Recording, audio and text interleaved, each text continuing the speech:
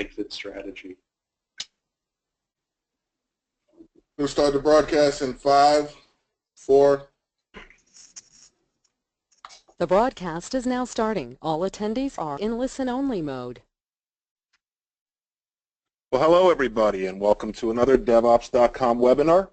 I'm Jared Richter from DevOps.com, and today's webinar is Beyond Vision, Implementing Continuous Delivery at UrbanScience.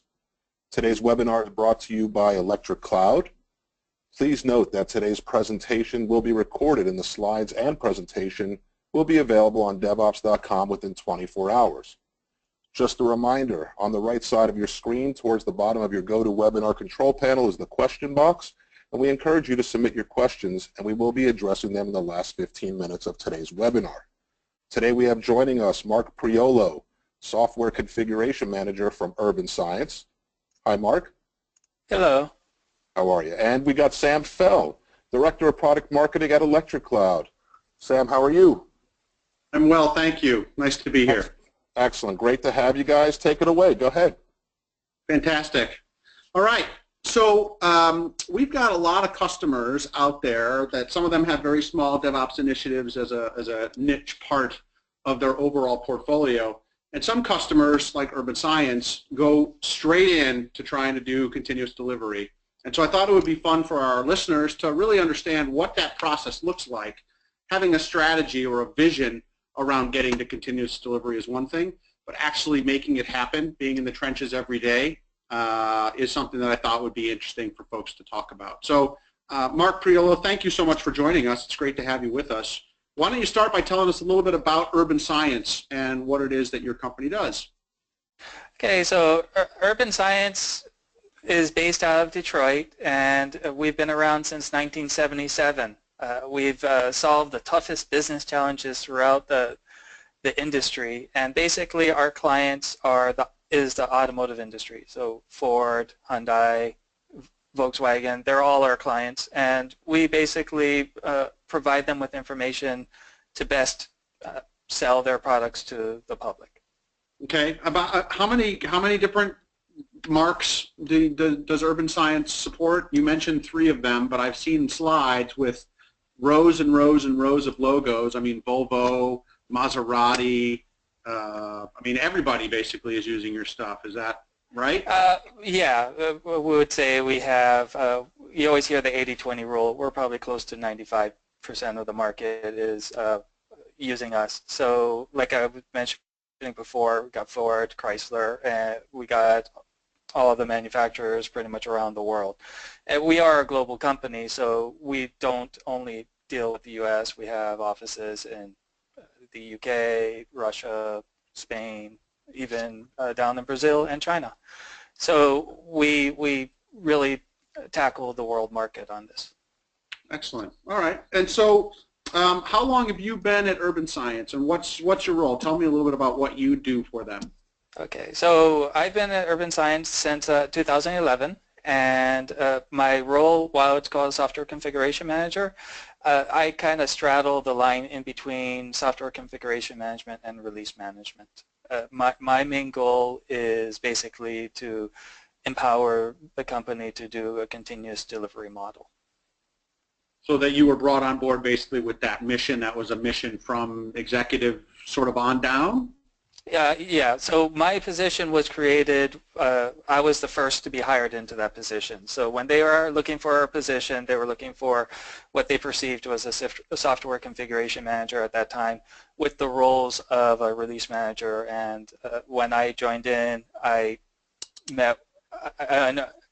broke down and understood what they were looking for, and then evolved the software configuration management team into what matches what our company needs, which is basically coming up with a model that allows us to have continuous delivery. My goal wasn't to try and fix things that weren't partially broken. My goal was to really figure out where the big pain points of the company was, and then try to give the best bang for the buck for them in those areas. Yeah, don't worry about the little problems. Fix the really ginormous problems. Worry about those. Yeah, and it's interesting. All the folks that we talk to at Electric Cloud, you know, in our bubble of everyone's CI and everyone's CD and DevOps and all that good stuff, it's all seems so obvious. But when you go outside of that little bubble, there are a lot of companies, large organizations, who they're not even doing CI yet, right? They're still doing nightlies, and they're trying to figure out the cultural destinations to get themselves to DevOps or even to get themselves to CI. So the fact that you had an executive team that was really willing to hire a person to come in to help them do that, I think that says a lot about their understanding of where the future lies, which is in delivering great experiences to your customers, and those customers are more and more frequently sort of interacting with you through a digital interface, whether that be on their phone or on their computer or whatever. The products that you make, they're sold directly to these different marks, right? What kind of services are you offering to these folks? So we're basically, it's our company makes software as a service, so we have all our data centers that our applications are deployed to, and then our clients access it. So my clients would be our software development teams, our infrastructure teams on getting the data out there. On the bright side, we don't have to create an installer and make sure it can be installed on 10,000 different types of machines. We just got to make sure that it works in our established environments, and that's really helpful.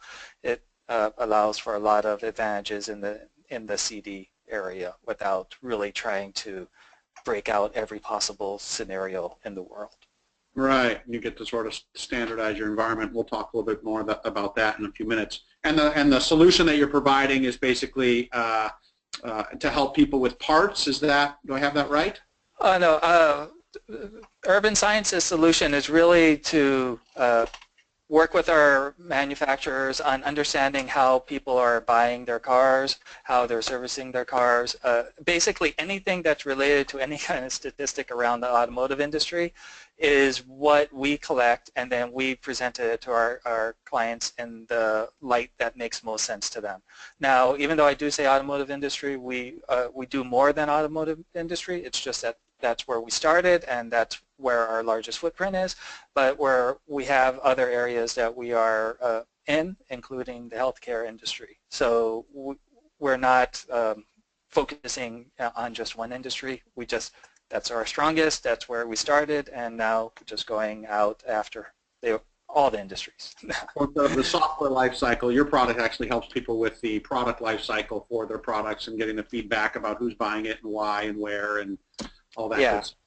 I mean, some of the statistics we grab would be like, hey, which Ford dealer is selling the most Mustangs in yellow with rag tops, and when that client buys it from them, how likely is that client to bring their car in for repairs at the manufacturer, at the dealer? And then that statistic also rides over to, okay, if that person brings it back, they're more likely to buy their next car from there. And so that's just one of the slivers of information that we collect and bring to our clients. Excellent. All right, so at this point, before we get too far into the content, I think we're going to pause here for a polling question.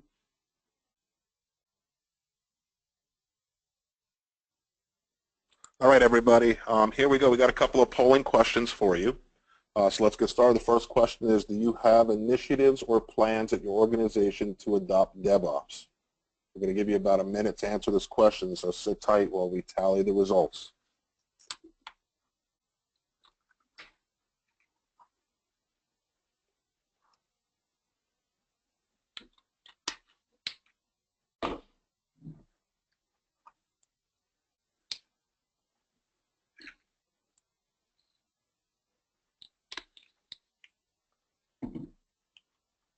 All right, so we see that 58% of you are doing DevOps now.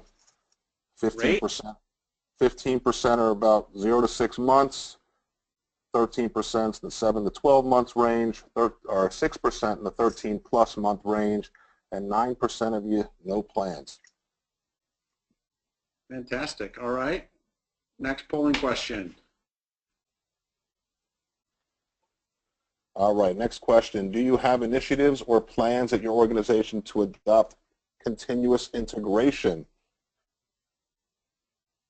So this will be a telling one. I mentioned earlier, we talk with a lot of folks that they want to do it, but they just don't quite know how to do it. So interesting to see how many folks are doing it now. If so, kudos to you for being ahead of the curve. Of course, maybe it won't be ahead of the curve. Maybe that'll be right where the curve is. I have no idea. We'll see what the data says.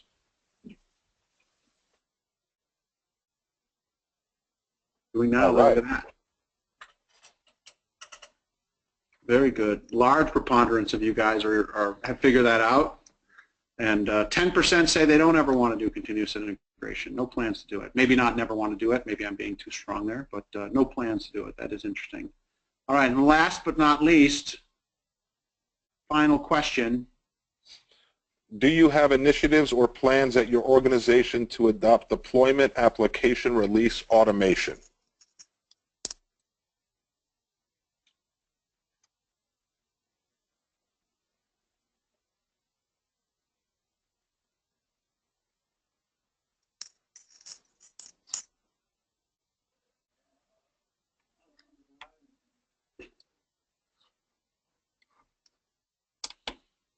Well, there you go, Sam. How do you feel about that? That's right. So 51% within the next 12 months plan to do it. So that we've seen other studies that we've done which pegs it around 83% at other webinars we've actually done with you guys, I believe. So that's great. We seem like there are people more people are sort of doing it now, which is fantastic. Because again, once you're doing that, you're able to get a lot more of that value out to your end users a lot more quickly. So, Mark, anything surprising in any of those answers? Were you guys doing continuous integration when you showed up at UrbanScience? We had a couple of teams that were piloting it, so it's definitely much more prevalent now. I mean, definitely with all the stuff we're doing with our CD, the continuous integration is definitely much more prevalent than it used to be. As for the numbers in general, every year those numbers just keep on going up notably, and it's really impressive to see that a lot of companies are really getting on board with DevOps, continuous delivery, and CI in general. I remember back when I looked at the old ones, the question wasn't, are you adopting DevOps? Do you know what DevOps is? What's the question at the time? Yeah, exactly. Exactly. All right, so that's great. So Mark, let's talk a little bit about your environment. The folks in the audience probably want to understand what that looks like. You've got a ton of customers. You're running a SaaS application for them. Tell me a little bit about your dev and IT environments. Is there one multi-tenant environment for everybody, or do you have multiple instances for each customer? What is that? Tell me what that looks like. Okay, so when I started, and I would still say a majority of the way we do things is at one point there was an original trunk of code, and then once a client gets it, it becomes branched for them, and then it becomes nothing like the trunk. So we had, last time we checked, around 60 clients, and then with those 60 clients we have a couple of dozen different application offerings, and then so we had a possibility of 120 plus different application/client combinations that we could be dealing with. And each one of those was either it was installed on its own environment, or it was on a shared environment, but the applications were independent of each other. So all the applications, they're all cold, and they all melt into water, but each one is a snowflake, and they're all a little bit different. Yes. Okay. Definitely newer stuff, we're adopting more multi-tenant, more having standardized, moving away from the old model. I mean, hey, if you want to take advantage of DevOps, if you want to take advantage of basically any of the more common standards nowadays, you would really move away from having all these branches and trying to get everything work off a trunk, instead of having teams work with creating their own custom code for each of their clients, just expose API calls and then allow them to create API stuff. So that's more of the direction we're moving into. But then as of now, we still have a lot of clients that are still on the old system before they're migrating over to the new. So the stuff that you need to sort of keep moving forward, even as you have developers sort of working on next gen, UrbanScience, what is it, 2.0 or 3.0 or 8.0 or whatever. Yeah, so we got to support the reality of today, and we got to support the vision of the future. And so basically, a majority of our data center is set up with the reality of today, and we're taking care of making sure that the vision of the future is being rolled out as well as possible. But when it comes over to the overall challenge, it's the reality of today is the larger chunk of the challenge. Right. Yeah, you can't stop your business to. I mean, and a lot of folks that we talk to are in that same situation. They've got legacy applications. They've had mergers, acquisitions. They've had teams develop whatever new DevOps initiatives that they've gone off and developed. But the legacy applications that they already have, you have to somehow try and rationalize all those different things. And from an SCM or a release perspective, they all have to play nicely together in the sandbox.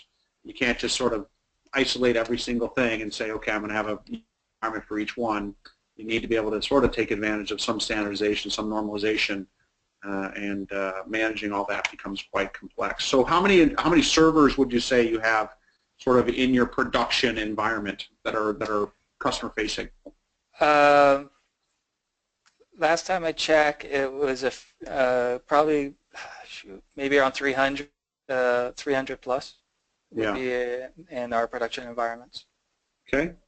And how do you have any sense for how many developers are sort of sitting behind all these different applications, pushing things out to these 300 different servers?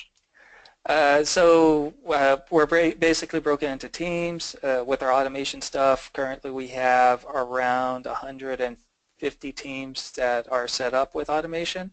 Now, of course, I don't know the individual developers on every team, so there might be developers on multiple teams, but when it comes down to it, we're looking at 150 entry points is the easiest way to put it.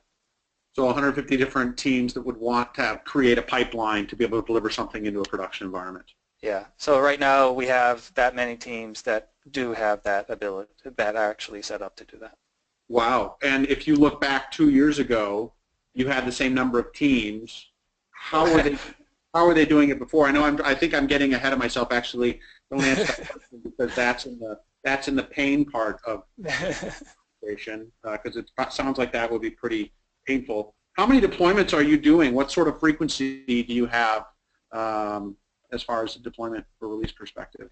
So right now, the last time I ran the statistics, we're doing around 10 production deployments a day. Okay. And you're doing the same process that you're using for those production releases. You're doing deployments into different QA and testing environments. Yeah, so it all depends on how they're established. We typically have a QA dev and QA pre-production and a production environment. So when I say we have 10 going to production day, it means it's 10 going to QA, pre-production, and production a day. I see. So they're going through each one of those stages in one day. Yeah, so and that's kind of one, from my perspective, it's considered, when I say they go to production, it implies that it went to the other two to get to production. And that becomes a challenge on my side because I might be talking about the old versus the new. And I can say, hey, we're doing 10 deployments a day, and then if I had to translate that to the old, we're actually doing 30 deployments a day. I see. Right, yeah, exactly. It's one release, it's 30 deployments. Yeah. Okay, very good. And now you've seen that sort of change, the number of deployments that you're doing today into these environments. I'm guessing that that's a lot more than you had done before. So let's talk a little bit about that pain that you were experiencing before you sort of started to get into the continuous delivery mode. What were some of the challenges that you had? What was the average number of deployments that you were doing prior to you adopting automation and really optimizing that pathway to production? So I'm going to twist that question a little bit. And it's really about the pain of when we first started and when I first started and when we were looking at automating. The real pain was trying to figure out what to automate. And at that time, it's like, well, the old stuff is painful, but it's working. And that means we have a ton of man hours going into people doing things manually, but it's working. So should we try and fix to automate what's working, or should we just concentrate on new stuff? And make sure that from the beginning it's automated. It's designed from automation to be automated from the beginning. And that was one of the challenges we really had, was trying to figure out what was the best route to take. Long story short, we decided to look at automating all the new stuff, and that didn't work out as well as we intended. And the reasons for that was many small reasons, but it kind of came down to where we're trying to automate things we couldn't do manually. It was one of the major challenges. And if you can't do it manually, it's near impossible to automate it. And we kept on having to really dynamically change automation really fast because we were trying to figure out how to do it manually. And the other cost of automation was, even though the executive management saw that it was something that we needed to move forward in the DevOps world, the challenge was it wasn't a mandatory or requirement for any of the teams to use automation. And as I mentioned before, we have a trunk that gets branched, and then all these teams absorb it, and all these teams can make their decisions if they want to take on automation or if they want to keep doing it the way that they're used to. So because of that, long story short, doing the new stuff first wasn't the most efficient model. We got some wins from it, but then we're talking about a win of maybe 2 to 3 times more efficient at most, and it was on small scale. We were looking at maybe, I think at most we had maybe 5 clients that were taking advantage of automation with the newer stuff. Right. Now, after a while, when we were done one of the projects, I really was taking a step back and analyzing it, saying maybe the approach that we're taking really wasn't the most ideal and really where we can get the most benefit from here. And at that point, I had some clients that had tickets with me for a year, maybe 2 years, to say, hey, can we automate the old stuff? So I convinced my management that to run with a project of automating the old stuff. And the key was, even though everybody made their stuff unique, 90% of the way it went through its life cycle was the same. And it was just finding that similarities and coming up with a robust model that would work with 90% of our stuff. And lo and behold, I think it took me a couple of months to work on it, not every day, but then I was able to come with a model that addressed that. And when that got rolled out, I had maybe around half a dozen teams that started absorbing it in the beginning, and that was released in late 2014. Mm-hmm. And we were originally projecting that we were going to be saving around 1,700 to 1,800 hours annually. Man-hours annually. And this was across multiple teams. So it wasn't saying that IT operations was going to save that amount of time. It was every team that was involved with the deployment, from dev, QA, the account management team, every team that was involved. That's how much time we were looking at saving. They started using it. They really loved it. Their favorite comments was, hey, I don't have to wait until 3 o'clock in the morning for my IT person to do the deployment and for me to verify it. I know when my maintenance window starts at 9, with a half an hour, I'm going to get email saying it's done. And so not only did we save time, we increased their quality of life. The other thing that we introduced that was kind of a modification to the concept is a deployment can be marked as denied, and meaning that, hey, it went to production, but they didn't like it. And they could deny it, and it reverted to the previous one, and they don't get penalized as a failed deployment. So we introduced a new category saying, you know what, it went through, everything deployed fine, they changed their minds after I went to production because maybe they found a last-minute bug, or the customer didn't like the color of the dashboard after all, and then we reverted it, and it just gets recorded that, hey, we had a deployment that was denied, but it doesn't ding against them. So right. These types of concepts were introduced by switching over to this model. And fast forward, we started off with half a dozen of our clients on this, and the last time I checked, we were just over 65 to 70 clients that are taking advantage of that model. Nice. And when you say clients, you're talking about your internal teams yes. with their own pipeline. Okay, all right. Yes. So on top of this, a lot of them went with monthly deployments. So they were pushing to production monthly. This model actually allowed them to become more agile. We have some clients that switched over to doing it bi-weekly. We actually have some clients that switched over to weekly, and we have a handful of clients that switched over to daily. So, and these were the types of things that were just not possible with trying to schedule time with a human to go ahead and do all these processes. So we gave them more options than they had before.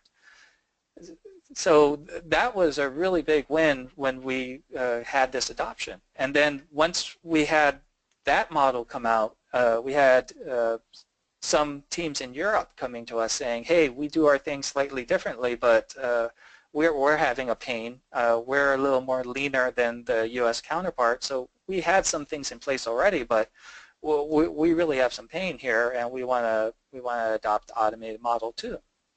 Nice. We went ahead and go ahead.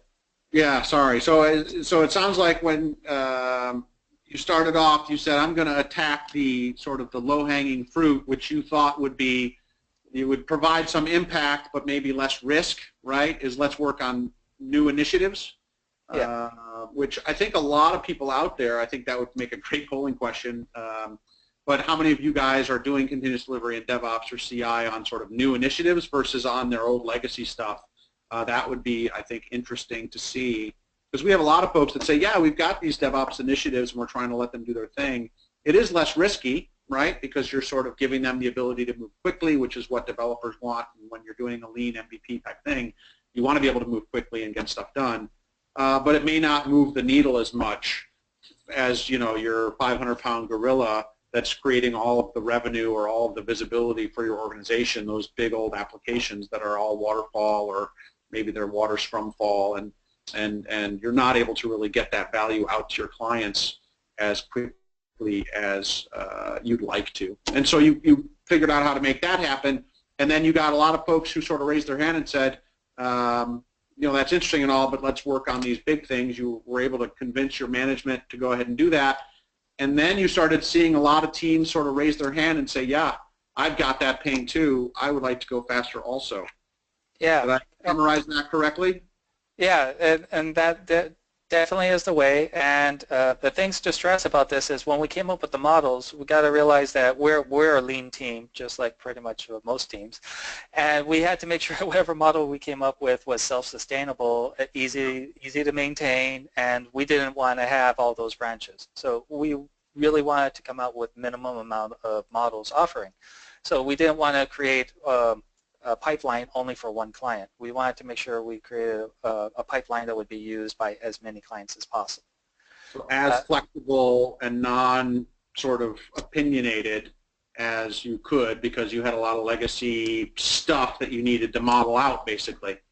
Yeah, and back to the original point of we really saw the wins when we did the older stuff. When I first went into it, it was really like, hey, let's do the new sexy stuff and the old stuff. You kind of get that impression, well, they're doing it manually, and why rock that? And actually, them doing it manually means they have it well documented, and they have a lot of information to go off in the beginning. I'm actually a huge proponent now that, hey, anything that they're doing manually should be a candidate to automate first, because there's so much time that's being spent on all these things that people know how to do. And that's really the best candidates to get these things, to get automated. Not the new sexy stuff, unless you have nothing else to work on already. It's really get the boring stuff out of the way. You want your teams to be excited about what they're doing. You don't want them to have to follow a 15-page document every night on how to deploy something. Yeah. Absolutely. And now, did you have, it sounds like you've got teams all over the world. Does everybody have, was there an artifact repository that you were using to share things with people? Gene Kim had some great statistic that he gathered as part of the Puppet Labs thing that talks about the greatest single indicator of success for ops teams is having versioned artifacts. And so was that a pain for you, or was environment consistency painful for you? Oh, yes. Tell me about that. So yeah, definitely environment consistency is a challenge. We still have some variances. It's not as bad as it used to be. Sometimes we have developer machines that are Windows 2008, and we have production machines that are Windows 2012. So we have that type of discrepancies. Though what we do is whatever is going through our pipeline, we ensure that that's always going to be consistent. As for our artifacts, absolutely version controlled. We allow them to choose their own version numbering scheme. We have our own standard, and if they don't do either, then we use a time date build of the day stamp. So there's always going to be a version number on everything. And also, since we have an artifact repository, we can always reference there on who called it, where it was used, and all that kind of great auditability. But that definitely was a key thing. Yeah, absolutely. Being able to know sort of from the science part of urban science, right? Making sure that you've got those fidelity of environments, of artifacts, of process across all these things helps to eliminate that variability, allows you to go faster, allows you to do it consistently. I was going to say the other thing about the artifact versioning is prior to actually starting to use artifacts or even the term artifact, it was just built code before. That actually introduced another challenge, and that was having the conversation with some developers about the concept of a difference between having your source control and having an artifact control, because some of the concepts we got is, hey, if I got checked into source control, could always rebuild it, and it would be exactly the same every time. And it's like, no, there's a discernible difference between having your code source controlled and having your artifact source controlled. And once you start deploying upstream, and you have to reference the master copy, the master copy at that point is the artifact and not the code inside your version and your code control system. Fabulous. So any other pains that you would sort of call out as being something where you showed up and you just did the sort of the V8 head slap around, I can't believe we're trying to solve this problem in this day and age? Well, it was really the fact that everything was being done manually before, and that the quantity of how much was being done manually, and the kind of concept that everybody felt that theirs was unique enough from each other that we couldn't come up with a standardized model. So it was really tackling those things and really showing that the perceptions are not as extreme as originally thought, and that we could come up with these standardized models. We could come up with some solution. So let's talk a little bit about the solution to all of these problems that you talked about. And let's talk, I know when you showed up, there was management that already sort of said, we get it, we're not efficient, we need to do better. The idea of continual improvement is something that I embrace. I obviously can do a lot of things a lot better, and as long as you're open about that and you sort of work on them, then you'll do well. And so you guys said, hey, we can do better. What was the trigger point that sort of caused the company to say we need to be able to do better? And then where did you fall into that process? I think, okay, so the trigger point on where we need to do things better is applications are getting more complex, and with that, deployments are becoming more complex. So there was actually some teams that were rolling out some of their more complex applications, and they were having 15-page documents, and I jokingly say, but honestly, it had go-to logic in it. So you would be on page 7, it'll say go to page 3 and do this section. After you finish that, you have to go to page 9 and do this section. And wow, that's how complex the deployments were getting. And they, that team at that point was throwing up their hand saying, we need to come up with an automated way of doing that. And then they actually started the quest to get my position. So when they threw that, and then my position was created, and then I was hired. So I came in after the company actually deemed it. Sort of an ops or a release-led exercise to standardize that process. Yeah, actually, this was actually a dev-led one, because the dev one, the dev team that identified it just said we're giving ops more and more complex stuff, and that's just not practical for them. I see. I mean, And so from an ops perspective, they would go through these documents. It was complicated, but were they getting it right, or were they sort of messing up the cake every time?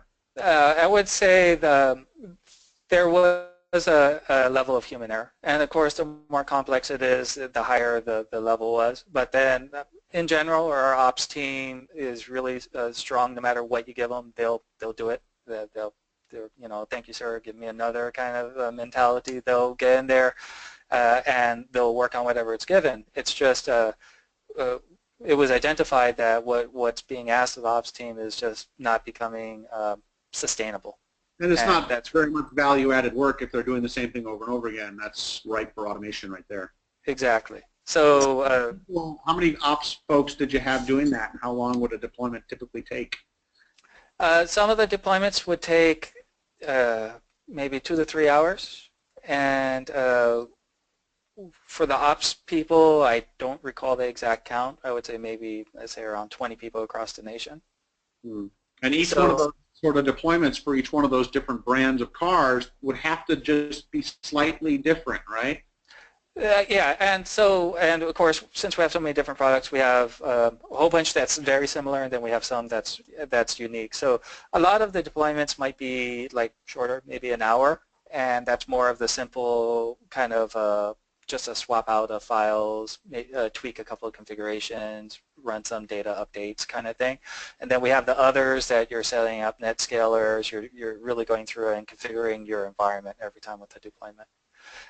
And it's really the teams that was going towards the latter that was saying automation is really what's needed if we want to keep up with the complexities of our future deployments. So wow, and kind of the idea is those teams that decided that going down a continuous delivery model or actually automation first is what was needed would be kind of in the grand scale of things the future, and where we're seeing the immediate benefit is with the current. So it's kind of funny. The team that was pushing for it is not the one that saw the most benefit from it. It's the current teams with the more simpler approaches that saw the real benefit of the model, and they're the teams that weren't asking for it. So the funny thing is the teams that are asking for it, they're seeing benefit, just not in the scale of the teams that weren't asking for it. Right. And so you talked a little bit about sort of the implementation earlier and how you went down the track of trying to fix the new initiatives as opposed to really doing the hard work of unburying all your, sort of undoing all the technical debt that you had in your existing pipelines. Tell us a little bit about sort of the implementation of the electric cloud, electric flow solution in your environment. What did that look like? Any gotchas, any sort of helpful hints for folks who may be going down the path? I know you use some professional services. Tell us a little bit about that. Okay, so now when we started using electric flow, we used it when it was called Electric Commander, and this was in 2011, 2012. So we actually we used it when before a lot of the the deploy stuff was in there. So it was really around architecting it. It was understanding what we needed and understanding how Electric Commander addressed that, or how Electric Commander thought and matched up to that.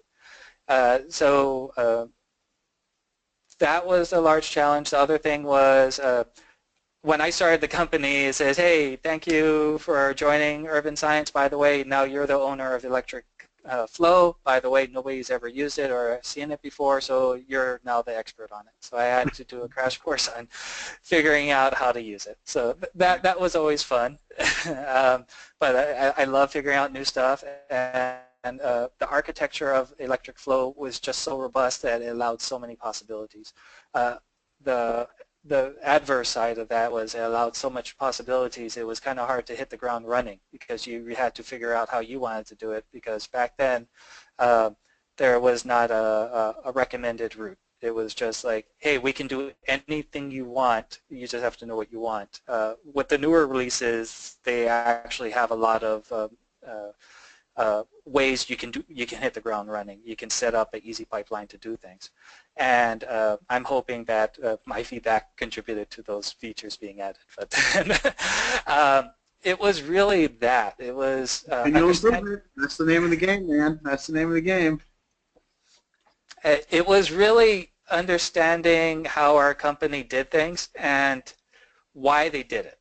So it was really around the process. It was everybody says Fred has to sign off on this, and then yeah, what value does Fred add to sign off on it? And that's really where it came down to. We had these processes set up. We had these manual models that, okay, after they go to QA, Fred has to sign off on it, then it gives it to somebody else that looks at this to do something, and that process workflow had to be identified.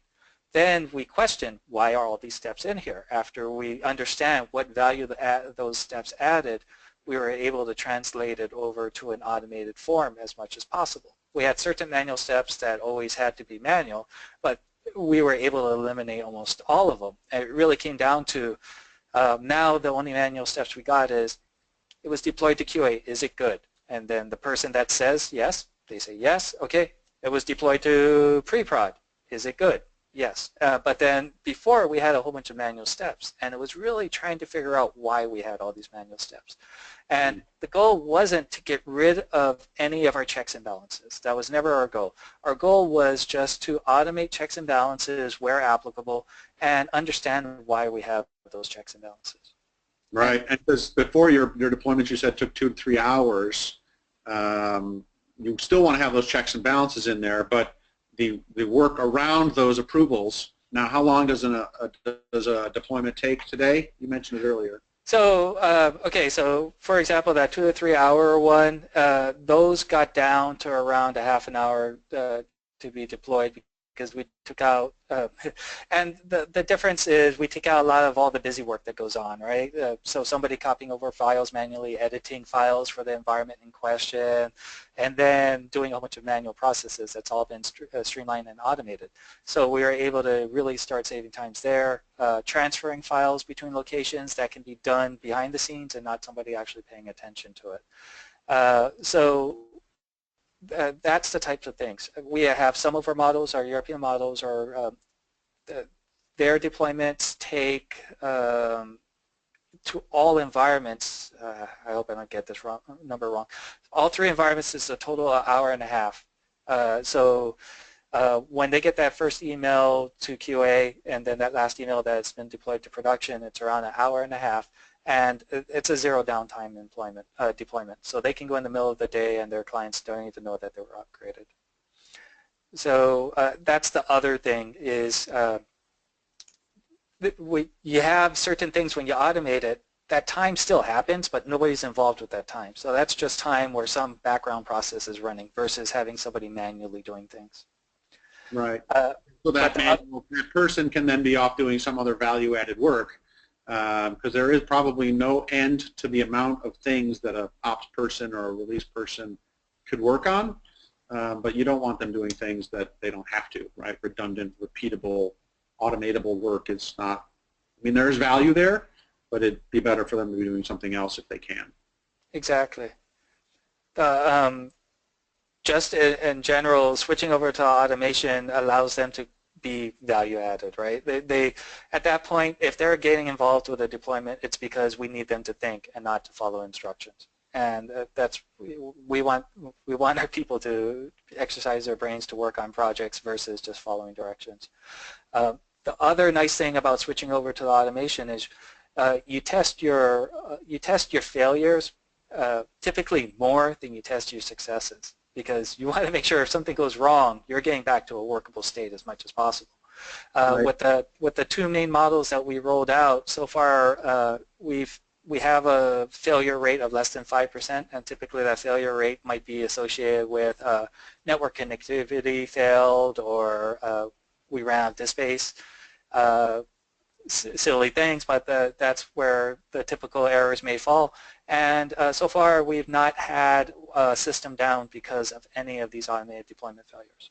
So that means that there was no 3 a.m. call saying, hey, your system is screwed up and we have to have people log in to fix it.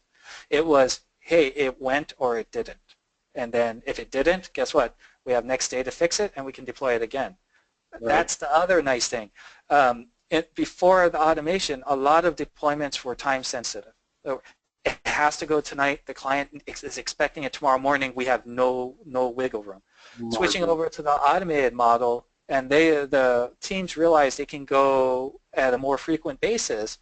If it fails tonight, they're like, well, we can get it tomorrow. And then if it fails tomorrow, then they might be like, at that point, oh, we're going to have to rush and figure something out. We have no more wiggle room. But now the teams are getting more used to, hey, we can have wiggle room. We can have a failed deployment one night and not worry about it. We address it the next day during regular business hours, and we push it again. Yeah, because you're giving the business the button to push to say, I am ready to deliver, which is, of course, the definition of continuous delivery, is having software be ready to deploy whenever the business wants to have it be deployed and released. So that's fantastic. Yeah, and I say we switched from a pull model to a push model, because before the pull model was whenever our IT people had free time is when the business had to get their code ready by. And we switched over to push model. Just whenever the code is ready to be pushed up, it goes.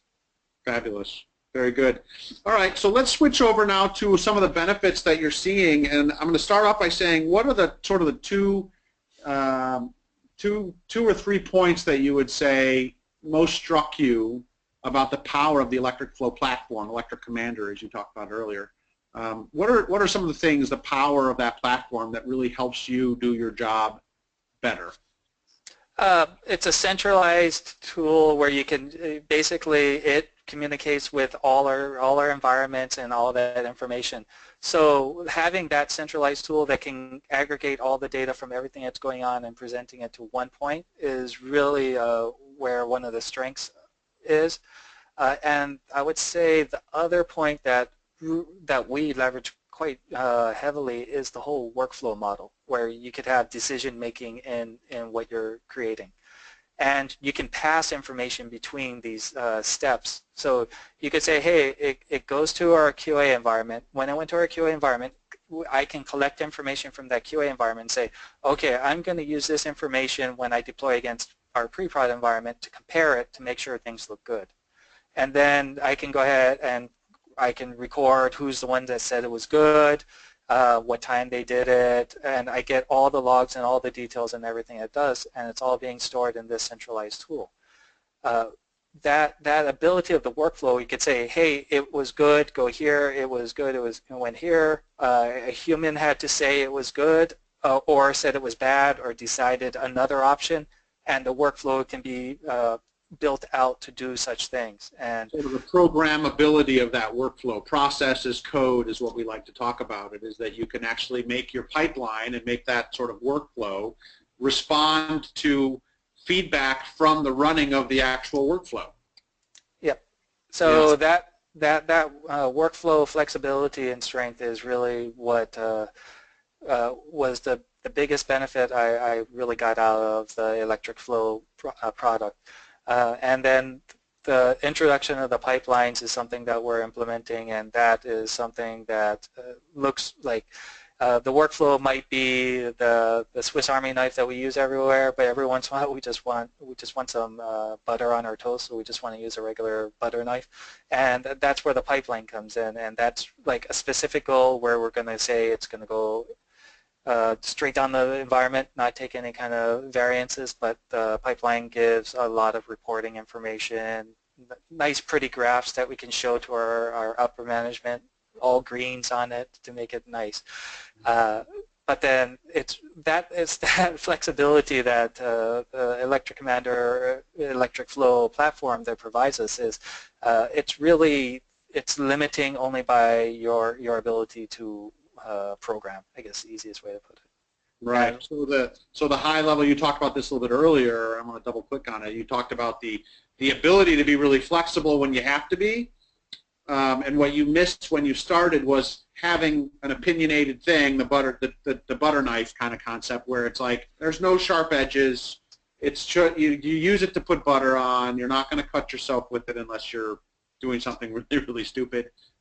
So that will work in 90 or 80% of the scenarios, but for that 20%, you want to have a platform that doesn't lock you into a prescribed sort of set of gates or a prescribed process, because everybody's process is different, and you had 100 different teams, each with their own sort of separate process, right? Yeah. Yeah. Great. Anything else? No, I mean, with our side, the thing I was stressing before, and I'll stress again, is being a small team, we didn't want to kind of have automation creep. We didn't want to have tons of automation offerings that we were giving to our teams. So we just really looked at it and said, we're only going to offer 3 different models that suit 3 what we see as a vast majority of all use cases across our company. And we're just doubling down and enhancing those 3 different offerings to make sure that it gives our company all the empowerment it needs. So that way we can, every time, kind of following Gene Kim's book, we're going to keep enhancing it. It's not like once we're done, we're going to go ahead and let it set out. So we have 3 different offerings. We put in the books that we're, at the very minimum, we're targeting 2 times a year that we're upgrading these offerings, keeping them current. And we're just educating the company on what our offerings are, what they can be done, and how it can match their needs. And it's funny because even though we're still optional, we're still not something that's mandatory, but for that first real big win project that we had, we're looking at, I think the last time we checked, it was over 95% adoption rate. Basically, almost everybody that could be using that model is using that model, and that's a huge win for something that nobody has to use. Yeah, Gary Gruber has a great quote, and he says, before the folks, I think it was at HP, had went to continuous delivery, they were all very afraid of it, and after they had started doing continuous delivery, no one could imagine going back to working in an environment that wasn't practicing DevOps and continuous delivery, which makes a lot of sense. And speaking of that, I know that you're very active not only in your company but outside your company. You sponsor, well, we help you sponsor a SoCal Continuous Delivery meetup. You've got a meetup coming up pretty soon, I think, right? Yeah, we're working with Sauce Labs to do a meetup presentation. We're targeting the end of May. We're hoping around May 26th. Once that gets finalized, my meetup page will be updated with the information. And we're actually collaborating with our DevOps brother group on this. So I created the group to really concentrate on continuous delivery and try to add value to the continuous delivery and not step on the DevOps meetup. I'm also a member of them. We just really wanted to talk about, hey, getting code built and pushed into production. And we're located in Southern California, down in Irvine area. So if anybody wants to join in, please go ahead, come on the group and join up. Awesome. And so I'm getting lots of the waving and the flagging from folks in the room here. Apparently there are tons of questions for us. So I'm going to say thank you so much for sharing your story with us. And then I'm going to hand it back to, I think, Jared for some questions. Jared? Yes, thank you both, Mark and Sam. Thank you very much. That was great. Let's take a few questions. I know we have a lot of them. Let's see if we can make it happen. Right now, Mark, how did you get your teams to adopt continuous delivery? So the thing about it is it's the honey over vinegar concept. And really what happened was I had one person that asked for a model for their pain. And I worked with that one person, and when I worked with that one person, I immediately identified that it was larger than just that one person's team. At that point, I reached out to other teams to get feedback on what was going on. And I actually, long story short, I worked with the small group of teams, the half a dozen in the beginning, and I let them be advocates for what was happening. It wasn't something that I could keep on spouting the benefits. I actually had to prove to them, or actually let the first bunch of teams actually use it and see what it meant. And that meant that they were getting called at 3 o'clock in the morning. It meant that they were empowered to do things before that they always had to keep on scheduling with other people. But then that's really where the turning point was, when I could actually, when the team started being advocates. So love it, yeah. Yeah, that's really the best thing I could say is choose a project where you have somebody that wants to work on it, somebody that's very enthusiastic about it. So one of the teams, I just had somebody that was enthusiastic about doing it. And then identify early on if this project is a niche, if it's something that will only be used for them or can be used on a larger scale. If it can, get other teams involved, but I did it more in exploratory, like, hey, I'm going to automate your stuff. It was more, I'm automating for somebody else. I'm trying to get understanding if it could be used larger. And then the other teams just got a little more interested when they were hearing about the project. The benefits. Great.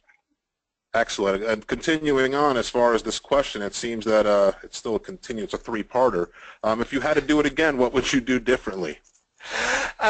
It was really in the beginning, just deciding, you know what, let's not go for the sexy, let's go for the boring stuff. It was really from the beginning identifying that all the busy work that people are doing, that's really where the initial benefit is, and automating that from the beginning instead of trying to go after the new stuff that was coming. I would say that was the biggest thing. Okay, and were there any other benefits that you weren't expecting? I think the benefits was really the cultural shift was the mindset change was more than I expected. The more positiveness about it. The other thing was the amount of statistics and metrics I was able to collect. I mean, I was able to bring statistics to the other departments on the ways that the systems are being used, making sure that, hey, since we're a global company and now we're pushing data across the entire world, I can start getting statistics on, you know, what times of the days my processes are going on, how it's hitting bandwidth, and start working with them on standardizing things for automation. Before we used to have to share drives with non-automated stuff, and if somebody forgot to clean up, the automated stuff would start failing because there was enough disk space. So we started working on models to say, okay, we have drives that are dedicated for automation. Automation can monitor its own stuff, make sure that everything is properly trimmed.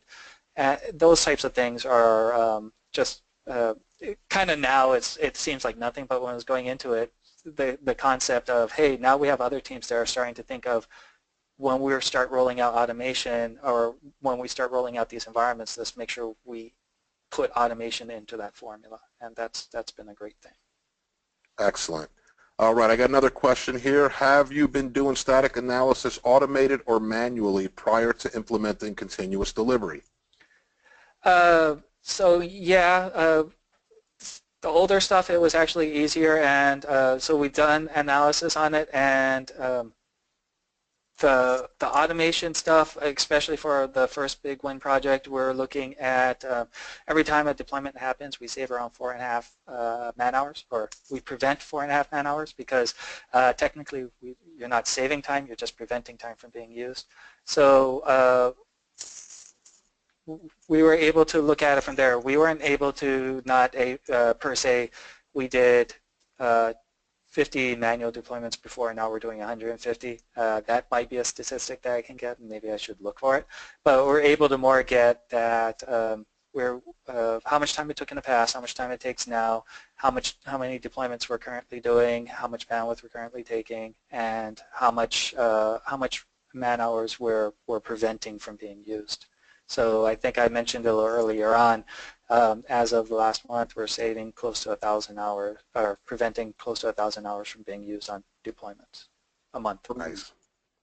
All right, we are approaching the top of the hour, so we may have to wrap this up, but let's ask another question. What key things are necessary to get to a zero downtime deployment? That's always going to be a challenge, and it always depends on the way your applications are being done. Since some of our applications is basically data analytics, and it deals off of data marts, we actually do a side-by-side deployment. So we actually have code and data sitting up with each other, and then we just switch over the pointer. So I say zero downtime. Technically, if they hit it at the exact moment, there's going to be an application pool refresh that may happen. But then they've been doing deployments in the middle of the day, and there's been no challenges at all with it. That's just one of the models. Some of the newer stuff where we have to architect the actual databases and the actual structure around the zero downtime. It's just with some of our the data models, it's basically a side-by-side deployment. Excellent.